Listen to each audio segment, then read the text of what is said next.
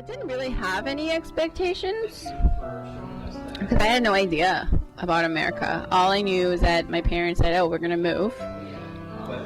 And I didn't realize that it would be so long before I would see our grandparents and our cousins.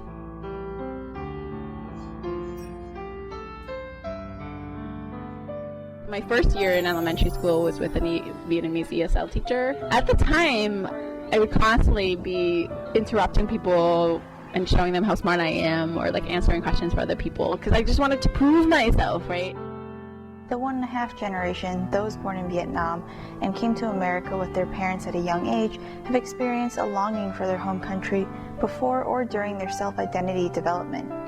When the conversation of self-identity and the process of understanding oneself are not confronted, they are often left with feeling the need to abide by binary labels. Are they more Vietnamese or are they more American? So, the Vietnamese Association was definitely a critical space, so outside of school and outside of home. So it was sort of this in-between liminal space that sort of, again, didn't completely allow me to be truly who I was, but it did fulfill a different need of what I was looking for, which was friendship, community, something larger than myself. But the questions that I was asking in terms of meaning of life, questions about character building, like we didn't have as many spaces to talk about it. The CMAA, the Chinese Mutual Aid Association, actively works to provide local community support and services for people of all socioeconomic, ethnic, and immigration or refugee backgrounds. The staff is composed of people from the community helping those new to the area. Here, individuals can attend adult education classes, better understand the citizenship process and immigration rights, partake in social services, and receive assistance in job training and finding. But with my mom, survivor mode never really left her. Like, the way that she responds to stress is very much inherited from how she survived war and trauma. And again, war and trauma is not talked about openly. We don't discuss it.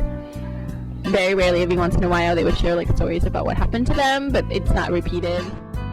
In order to come to terms with the past that they did not quite understand, and the present which they struggled with in nearly every aspect of their identity, these organizations gave them space to do these things. Survival mode, trauma, mental health, these and more prevented several residents from feeling settled. As a refugee, as a foreigner to this country, they may not always feel as though they could claim Argyle as home, which passed along to their children as well.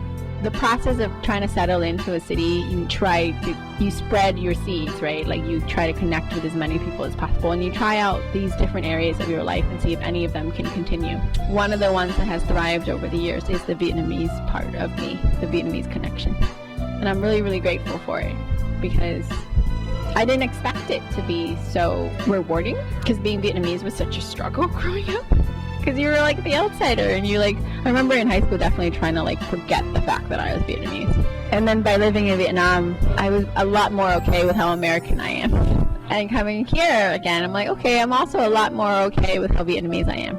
In January 2013, the city of Chicago unveiled the Asian Argyle sign on the Red Line station. Much of the local community expressed their disdain for it, calling it an eyesore and a waste of money. This physical, visual label of the area contradicts with the actual reality and self-representation of the residents and the history of Uptown. Asia and Argyle. It's like really weird. I'd ignore that, actually. I don't even know the different names. For me, Argyle is just Argyle. And the definition of Argyle changes. I wish people would just know Argyle is just like Vietnamese without needing to put Vietnamese in it. Often outsiders of the Argyle community dine and shop from the stores and restaurants on the street. Much of their interactions consist of transactions of goods and services. In turn, the true and authentic Vietnamese heritage of this area has been mulled down to foods and trinkets. Access Lab and resident artist Hai Minh Nguyen want Argyle to be represented and perceived on the community's own terms rather than that of the marketplace.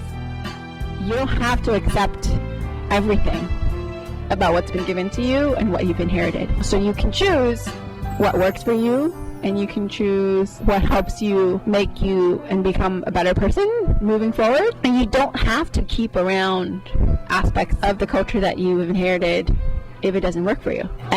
But that also doesn't mean that you're less of a Vietnamese person. It just means that you have a different permutation of that possibility.